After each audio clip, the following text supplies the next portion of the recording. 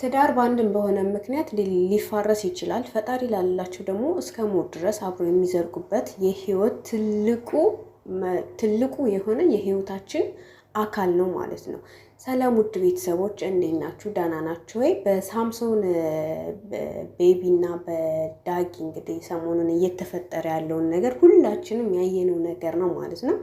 ግን ዳጊ እያደረገች ያለችው ነገር ለልጆቿ ትልቅ ጠባሳ፣ ለልጆቿ ትልቅ መጥፎ ነገር እያነጸች ነው ያለችው ማለት ነው።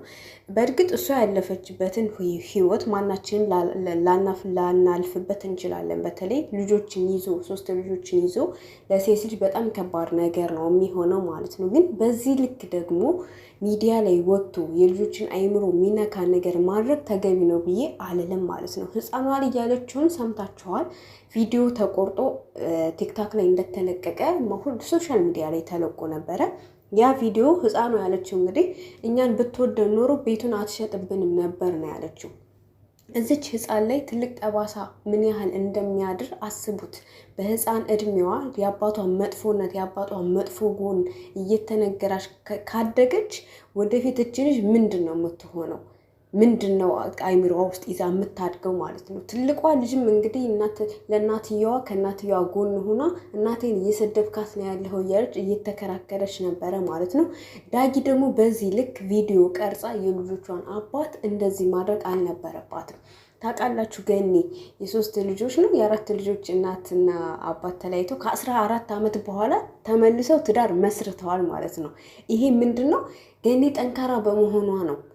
ለልጆቿ ጠንካራ በመሆኗ የአባቷን መጥፎ ጎን አለመናገሯ። ሰይፉ ሾው ላይ እንደውም ባሏ ቀርበ የሆነ ሰዓት ላይ እንባ ተናንቆት ነበረ አመል ተላለፍን ብሎ ማለት ነው። ይሄ ማለት ምን ያህል ጠንካራ ስትሮንግ ውመን ሴት እንደነበረች የሚያሳይ ቪዲዮ ነው። እና ዳጊ ያደረገችው ነገር ትክክል አይደለም እንደ ራሴ ማለት ነው። በእርግጥ እሷ እና ልጆቿ እያለፉበት ያለውን ህይወት እያሳለፈች ያለውን ነገር ከእሷና ከፈጣሪ ውጭ ማንም የሚያውቅ የለም። ሳምሶን ታደሰ ቤቢም ደግሞ በዚህ ልክ የልጆቹ መኖሪያ የሆነ ቤት እሸጣለሁ ማለት አግባብ አይደለም ብዬ አስባለሁ። ምክንያቱም መጣላትም እንዳለ ሁሉ መታረቅም አለ። ገብቷችኋል አይደል? በዛ ላይ ደግሞ ልጅ ተፈጥሯል በመካከላቸው ማለት ነው። ዳጊ ደግሞ ይህንን ነገር ሚዲያ ላይ ማውጣት አልነበረባትም። በጣም መጥፎና በጣም ትልቅ ተጽዕኖ የሚያሳድር ነገር ነው። እነሱ ኦኬ ችግር የለውም ፈጣሪ ካለ አብረው ኑሮ እዚህ ደረጃ ደርሰዋል። ግን ለልጆቻቸው ምንድን ነው እያስቀመጡ ያሉት? እናቶች ወይም እኛ ሴቶች ቢያንስ ታጋሽ ትዕግስተኛ መሆን አለብን። በተለይ ሚዲያ ላይ የሚወጣና የማይወጣ ነገር መለየት አለብን ብዬ አስባለሁ። ውድ ቤተሰቦች ልጆቿ ላይ ብቻ የሚፈጥረውን ተጽዕኖ እስኪ አስቡት እናንተ ራሱ ማለት ነው። በዚህ ልክ አግባብ የሌለው ነገር ባይደረግ። ውድ ቤተሰቦች እስኪ ሀሳባችሁን ኮሜንት ላይ አስቀምጡልኝ። የኔ ሀሳብ እንደዚህ ነው። በተቻለ መጠን የቤታችን ገመና ባለማውጣት መለያየት ያለ ነው።